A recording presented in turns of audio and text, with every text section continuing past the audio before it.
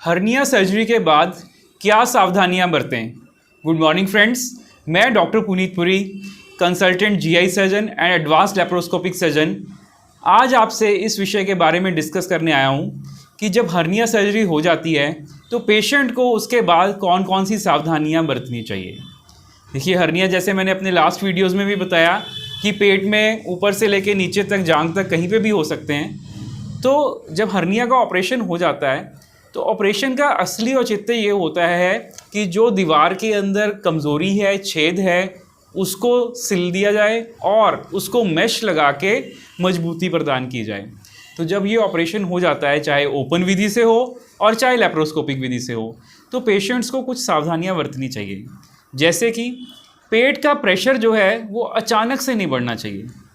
कोई भी ऐसी प्रक्रिया जिससे हमारे पेट का प्रेशर अचानक से बढ़ जाए और झटका लगे, तो जो मैश लगाई हुई है, जो जाली लगाई हुई है, वो अपने स्थान से हिल सकती है, टूट सकती है, या कभी कभी इतना जोर का झटका अगर पेशेंट दे देता है तो वो जाली जो है वो हर्निया के छेद से भी निकल के बाहर आ जाती है। तो इन सब चीज़ों को प्रिवेंट करने के लिए, बचाने के लिए, पेट के प्रेशर को अचानक से नहीं बढ़ने देना। तो आइए अब समझते हैं कि ऐसा कब होता है। नंबर 1, ऑपरेशन के बाद अचानक से बहुत ज़ोर से अगर खांसी आ जाए तो क्या करना चाहिए। खांसी को पहले तो रोकने का प्रयास करना चाहिए। अगर आई जा रही है तो जिस जगह पे ऑपरेशन हुआ है वहाँ पे बाहर से प्रेशर दे देना चाहिए ताकि मैश के ऊपर अनड्यू स्ट्रेस या स्ट्रेन ना आए। सो ऑपरेशन के बाद खांसी को प्रिवेंट करना बहुत ज़रूरी चीज़ है। नंबर 2, बहुत सारे पेशेंट्स जब हॉस्पिटलाइज होते हैं, उनका खान पीन जो है वो थोड़ा सा बिगड़ चुका होता है ऑपरेशन के दौरान, तो उसके बाद छुट्टी होने के बाद उनको पेट साफ होने में समस्या आती है। दे फील कॉन्स्टिपेटेड, मतलब पेशेंट कहता है कि मेरा पॉटी जो है वो क्लियर नहीं हो रहा। इस स्थिति में कभी कभी मरीज बहुत अनड्यू प्रेशर भी लगाते हैं मोशन पास करने के लिए। तो जो स्ट्रेन करना है पॉटी करते टाइम आफ्टर हर्निया सर्जरी, ये बहुत ही घातक चीज़ हो सकती है मैश के लिए।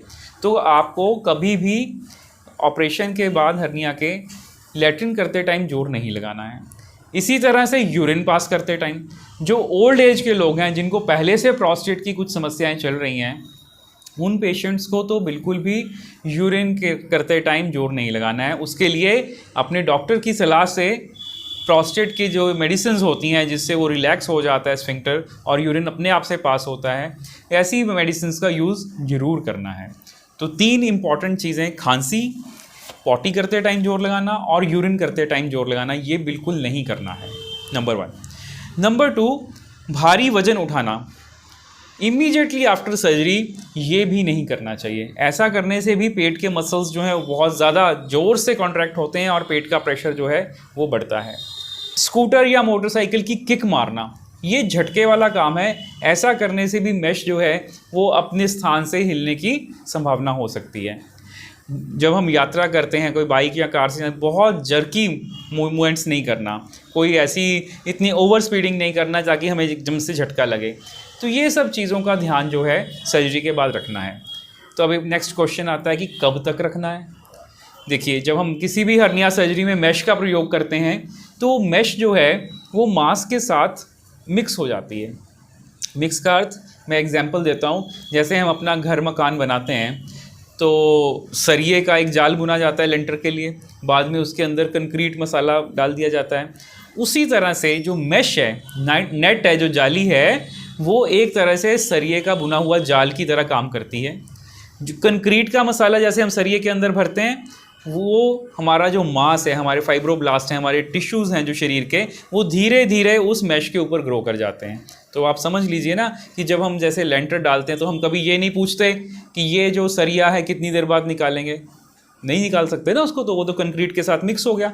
उसी तरह से जो हमारे शरीर में डाली हुई मैश है वो हमारे मांस के साथ एक होके मिल जाती है। ये प्रोसेस जो है वो मिनिमम 4 वीक्स लेती है। तो 4 वीक्स तक जो है पेशेंट को ये सारी प्रिकॉशंस ज़रूर लेनी चाहिए ताकि जब तक मैश जो है मांस के साथ अच्छे से ना जुड़ जाए तब तक वो अपने स्थान से ना हिल पाए। सो अब आते हैं स्पेसिफिक हर्निया पे, जैसे ग्रॉइन के हर्निया है, इनग्वाइनल हर्निया जिसको बोलते हैं। ऐसे पेशेंट्स के अंदर जो हर्निया है वो नीचे अंडकोश की तरफ आता है। तो ऑपरेशन के बाद इन पेशेंट्स को स्पेसिफिक इंस्ट्रक्शन दी जाती है कि आप वी शेप्ड अंडरगारमेंट या लंगोट जो है उसका प्रयोग जरूर करें, ताकि स्क्रोटम को सपोर्ट मिल सके, उसके अंदर किसी भी प्रकार का पानी का कलेक्शन ना हो सके, जिसको हम सीरोमा बोलते हैं, ये सब चीज़ें प्रिवेंट हो जाएं। जो मिडलाइन हर्निया है, वेंट्रल हर्निया है, या जो किसी ऑपरेशन के बाद बने हैं इंसिजनल हर्निया हैं, उनके ऑपरेशन के बाद हम यूजुअली पेशेंट्स को एब्डोमिनल बाइंडर बेल्ट देते हैं। वो बाइंडर जो है वो इलास्टिक वाला बाइंडर जो कि सपोर्ट देता है हमारे मसल्स को, ये एडवाइस किया जाता है। तो बाइंडर बांधने की भी एक टेक्निक होती है कि उसको उतना टाइट ज़रूर बांधना चाहिए ताकि हमारे मसल्स को सपोर्ट मिले। हाँ, पेशेंट खाना खाते टाइम, खाना खाने की इमीडिएटली बाद या रात को सोते समय बाइंडर को छोड़ सकता है, बट जब हम रूटीन एक्टिविटी कर रहे हैं, चल फिर रहे हैं, सीढ़ी चढ़ रहे हैं या कुछ काम कर रहे हैं, उस समय इस बाइंडर को बांधना ज़रूरी है। हम यूजुअली अपने पेशेंट्स को ये एडवाइस करते हैं कि ये बाइंडर जो है वो आमतौर पर 2 से 3 महीने तक वो प्रयोग करें, ताकि एक बार जब जो टिश्यू है वो मजबूत हो गया, मैश अपने मसल के साथ अच्छे से मिक्स हो गई, तब इस बाइंडर को आप छोड़ सकते हैं। तो ये सब प्रिकॉशंस जो हैं ज़रूर बरतनी चाहिए हर्निया सर्जरी के बाद। Thank you very much.